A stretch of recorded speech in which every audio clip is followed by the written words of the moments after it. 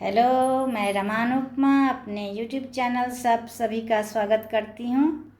मैं अभी एक शिव भजन सुना रही हूँ। अच्छा लगे तो लाइक शेयर कमेंट करना ना भूलें और मेरे चैनल को सब्सक्राइब कर लें।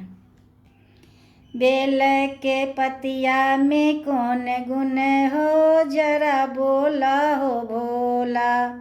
बेल के पतिया में कौन गुण हो, जरा बोला हो भोला। सबके जदल भोला हो, कोठा अटारी। टुटली मरैया में कौन गुण हो, जरा बोला हो भोला।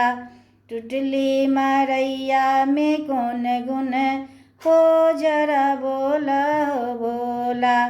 बेल के पतिया में कौन गुण हो, जरा बोला हो भोला। बेल के पतिया में कौन गुण हो, जरा बोला हो भोला।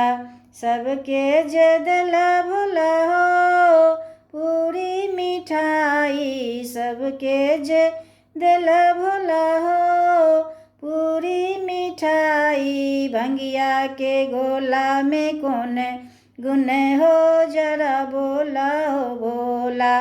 भंगिया के गोला में कौन गुण हो, जरा बोला हो भोला। बेल के पतिया में कौन गुण हो, जरा बोला हो भोला। बेल के पतिया में कौन गुण हो, जरा बोला हो भोला।